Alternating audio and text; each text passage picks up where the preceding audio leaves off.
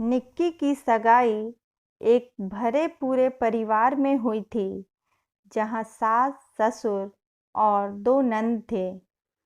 सगाई और शादी के बीच 1 साल का गैप रखा गया ताकि दोनों एक दूसरे को अच्छे से समझ पाएं।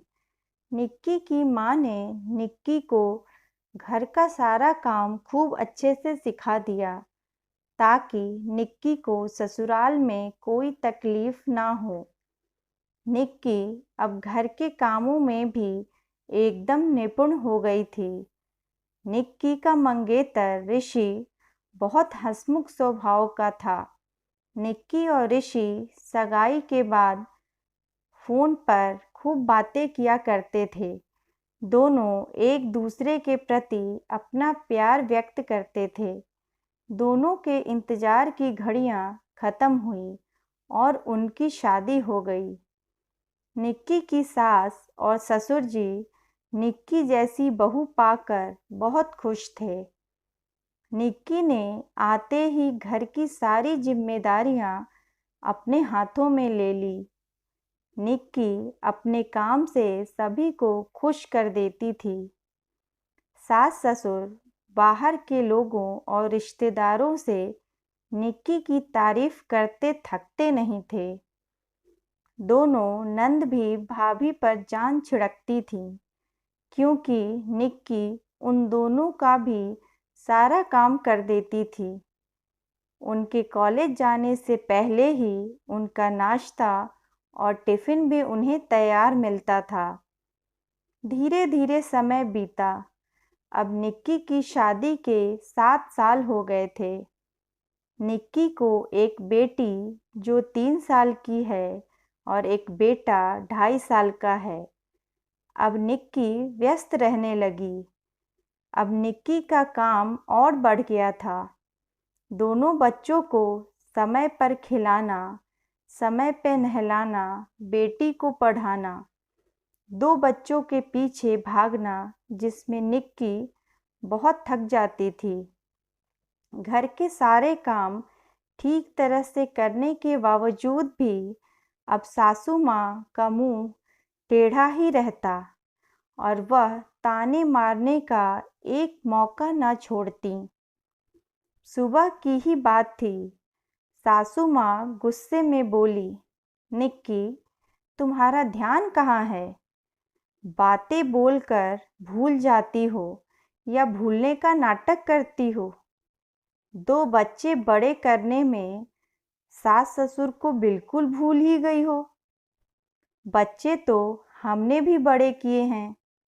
अकेली तुम ही दुनिया में नहीं जो बच्चे और घर संभाल रही हो। निक्की, जो कि बिखरा पड़ा घर समेटने में लगी थी, बोली, माँ जी, घर में अकेली मैं नहीं रहती।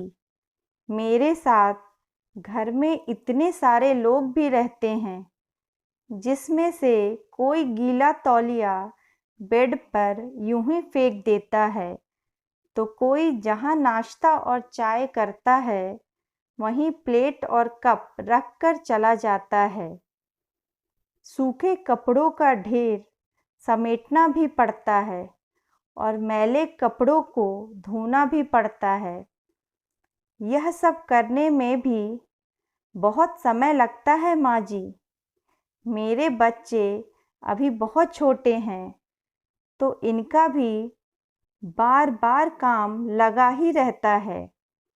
वैसे आप लोगों को भी नाश्ता और चाय समय पर दे दिया था मैंने। फिर आप सुबह सुबह क्यों गुस्सा कर रही हैं माँ जी? सासू माँ गुस्से में चिल्लाते हुए बोली, तूने ही तो कल कहा था कि हमें रूटीन चेकअप के लिए हॉस्पिटल लेकर जाओगी, इसलिए जल्दी कर रहे हैं। लेकिन लगता है तुम यह बात भूल चुकी हो। मगर रहने दे, तुझसे ना हो पाएगा। हम दोनों खुद चले जाएंगे। निक्की बोली, माँ जी रुकिए, मैं आप दोनों को छोड़ आऊंगी। घर में कोई बच्चों की देखरेख के लिए नहीं है, इसलिए बच्चों को भी तो साथ ले जाना पड़ेगा ना।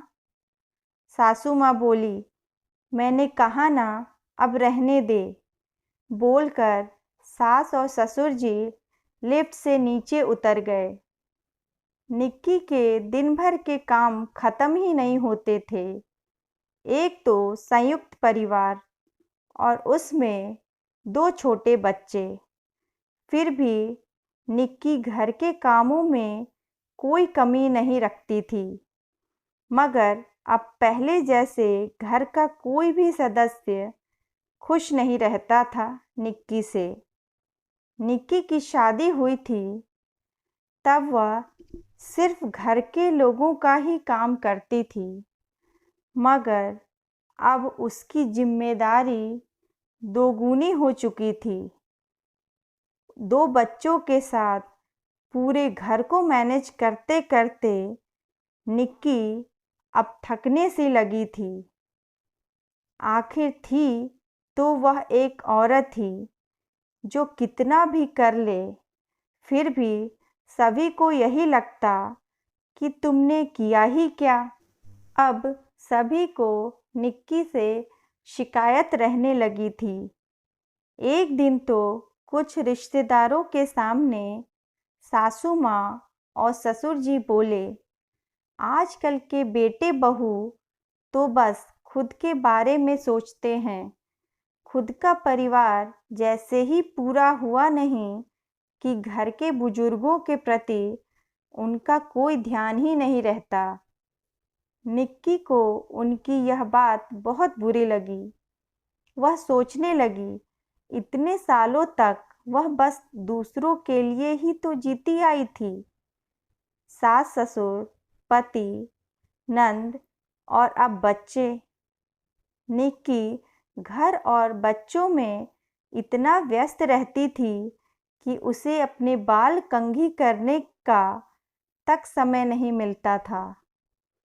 पति ऋषि ने भी कहना शुरू कर दिया था कि थोड़ा सज संवर कर रहा करो।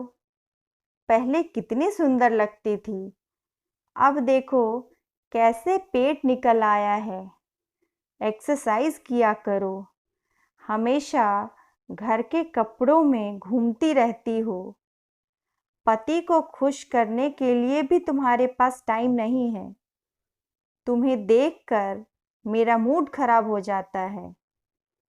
निक्की मन ही मन सोच रही थी कि इतने सालों से उसने अपने आप पर ध्यान देना बंद कर दिया था, फिर भी कोई उससे खुश नहीं है।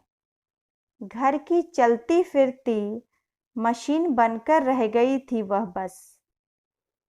निक्की बहुत दुखी थी, इसलिए मन हल्का करने के लिए अपनी माँ को कॉल लगाया। माँ ने बेटी के मन को भांप लिया और पूछा, क्या बात है?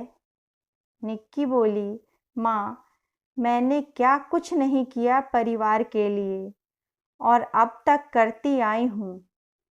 मैंने अपनी सभी इच्छाओं को मार दिया ताकि मेरे ससुराल वालों को मुझसे कभी तकलीफ ना हो। पूरा दिन काम करने के बाद भी ऋषि मुझसे खुश नहीं रहते, बल्कि कहते हैं कि यह क्या हाल बना रखा है तुमने अपना। माँ, कोई मेरी मदद तो नहीं करता, बल्कि ताने मारने में कोई कमी नहीं छोड़ता। बेटी के मन की व्यथा सुन निक्की की माँ की आंखें भर आईं। वह बोली, बेटा, संघर्षों का नाम ही जिंदगी है। निक्की की माँ ने कहा, बेटी, दिल के साथ दिमाग का भी इस्तेमाल करना, सब ठीक हो जाएगा। निक्की बोली, माँ, अब मैं समझ गई कि मुझे क्या करना है। मैं इन परिस्थितियों को बदल कर रहूँगी और अपना नाम बनाऊँगी।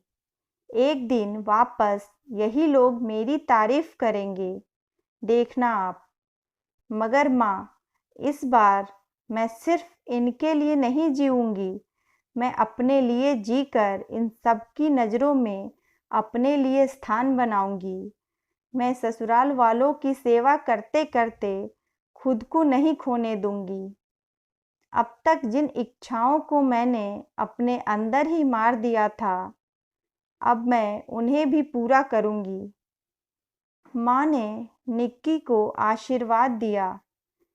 निक्की अब अपने लिए भी जीने लगी और जो वक्त मिलता उसे सभी को देने लगी। निक्की ने घर बैठे ही म्यूजिक और डांस सिखाने का काम शुरू कर दिया। उसे सास ससुर या लोगों की बातों का कोई परवाह नहीं था।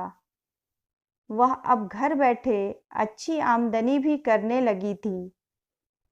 छोटे मोटे कामों के लिए निक्की ने बाई लगा दी थी, क्योंकि वह जानती थी कि अगर वह इन छोटे मोटे कामों में उलझी रही तो वह अपने लक्ष्य को कभी प्राप्त नहीं कर पाएगी और सभी की कठपुतली बनकर रह जाएगी।